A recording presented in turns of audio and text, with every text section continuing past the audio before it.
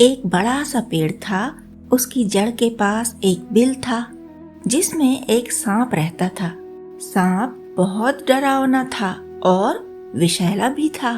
उसका कांटा पानी नहीं मांगता था, यानी सांप जिसे काट लेता वह बहुत जल्दी मर जाता था।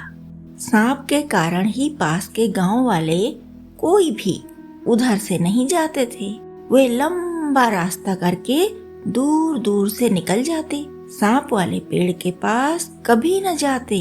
आसपास आते थे चूहे और मेंढक, जिन्हें खाकर सांप आराम से पेट भर लेता था। उसकी फुफकार सुनकर गायें और भैंसें तक उधर चरने नहीं जाती थीं। पेड़ पर चिड़ियां आती तो सांप उन्हें भी खा जाता था। एक बार एक साधु उधर आए। गांव के लड़कों ने उन्हें पेड़ की तरफ जाते देखा तो उन्हें रोका और सांप के बारे में बताया। उन लड़कों ने कहा कि उस पेड़ तक मत जाइए, बहुत दूर दूर से निकल जाइए, जैसे हम सब गांव वाले जाते हैं। साधु ने उन लड़कों से कुछ नहीं कहा। लड़के अपने रास्ते बढ़ गए और साधु सीधे सीधे चलते रहे। वे पेड़ के पास गए और खड़े हो गए।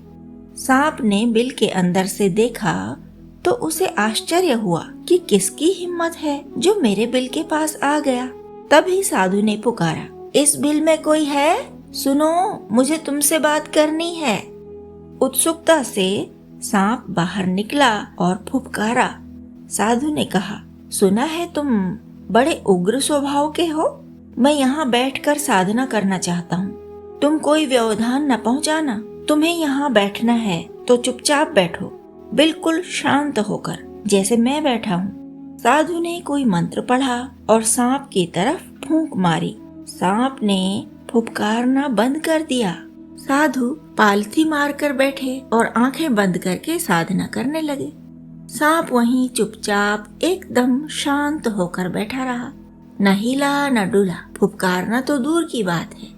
बहुत देर बाद साधु ने आंखें खोली और देखा सांप वैसे ही बैठा हुआ था। साधु ने कहा, तुम्हें कैसा अनुभव हुआ मित्र? सांप ने कहा, मुझे बहुत अच्छा लगा साधु जी। पहले तो कभी मैं शांत बैठ ही नहीं सकता था। कोई भी प्राणी दिखता तो मुझे बहुत गुस्सा आता था, बस उसे काट खाने को जी करता था।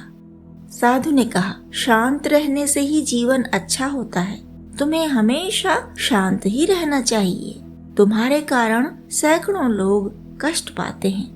उन्हें बहुत दूर के रास्ते से घूम घूम कर इधर उधर आना जाना पड़ता है। अगर तुम काटना छोड़ दो तो उनका जीवन भी कुछ अच्छा हो जाएगा। कितने सारे लोग तुम्हारे विष के कारण अकाल मर गए, कम उम्र में मर गए। उन्हें बहुत सारे काम करने थे, उनके सब काम छूट गए, उनके परिवार छूट गए।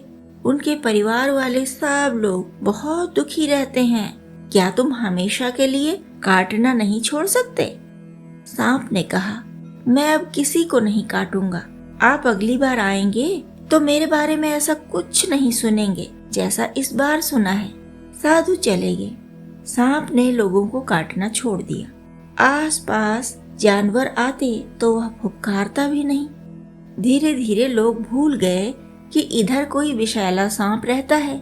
वे उधर से आराम से आने जाने लगे। कुछ शरारती लड़के सांप पर पत्थर फेंकते। सांप तब भी कुछ नहीं करता था। साधु जब अगली बार उधर आए तो उन्हें सांप कहीं नहीं दिखा। उन्होंने सांप को पुकारा तो सांप बड़ी मुश्किल से उनके पास आया। उसका पूरा शरीर घायल था और घावों को चींटियां खा रही थीं।